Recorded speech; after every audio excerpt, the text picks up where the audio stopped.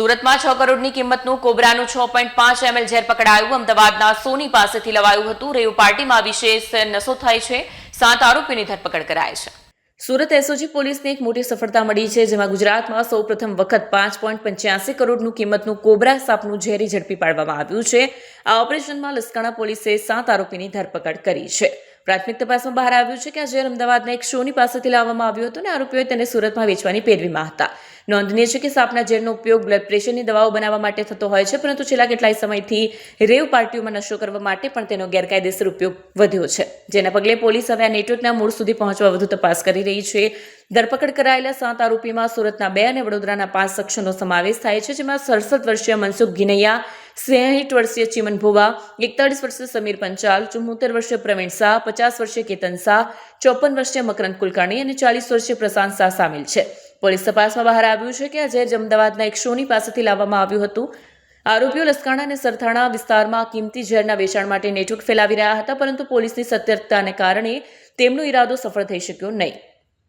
કાળા કારોબારની કડીઓ અમદાવાદથી સુરત સુધી સુરત એસઓજીની ટીમે બાતમીના આધારે છાપો મારીને આંતરરાજ્ય બજારમાં જેની કિંમત પ્રતિ મિલી 90 લાખ રૂપિયા છે તેવા 6.5 મિલી ઝેરના જથ્થાને જપ્ત કર્યો છે. વડોદરાના 4 અને સુરતના 3 શખ્સો મળીને આ ખતરનાક ખેલ રમી રહ્યા હતા. આ કરોડોના કાળા કારોબારની કડીઓ અમદાવાદથી સુરત સુધી જોડાયેલી છે. અમદાવાદના આરટીઓ સર્કલ પાસે રહેતા મુખ્ય સૂત્રધાર ઘનશ્યામ સોનીએ વડોદરાના પ્રશાંત અને મકરંદને આ ઝેર વેચવા આપ્યું હતું.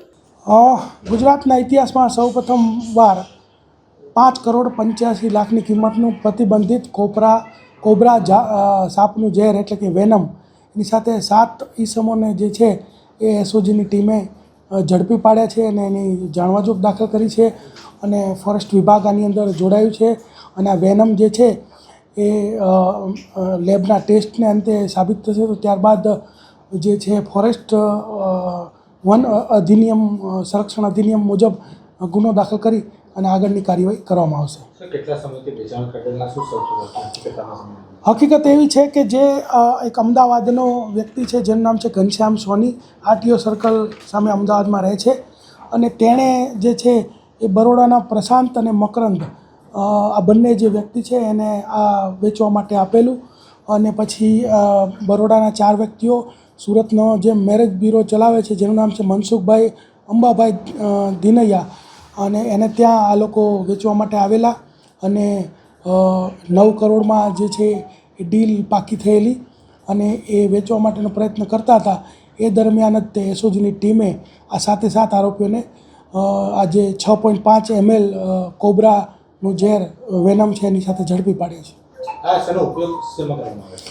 આ જે વેનમ છે એ પ્રતિબંધિત છે અને એની એક mlની કિંમત 90 લાખ રૂપિયા ઇન્ટરનેશનલી ગણાય છે અને આનો જે ઉપયોગ છે એ અલગ અલગ દવાઓ જેમ કે બીપીની દવા, પછી લોહી ગંઠાવાની દવા, હાર્ટ એટેકથી બચવા માટે તેમજ સાપનું ઝેર જે હોય છે એ ઝેર સાફ કર્યા પછી તેના ઉપચારની અંદર એન્ટી વેનમ તરીકે પણ આનો ઉપયોગ થાય છે. અને મોટી જે રેવ પાર્ટીઓમાં હોય છે કે અમુક લોકો જે છે સ્નેક બાઇટ અથવા સાપના ઝેરથી નશો કરતા હોય છે, તો આવી રેવ પાર્ટીઓમાં પણ આનો ઉપયોગ થતો હોય છે.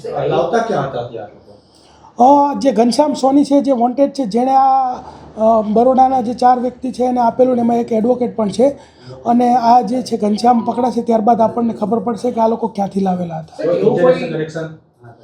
અત્યાર સુધીમાં કોઈ એવું જાણવા મળેલું નથી.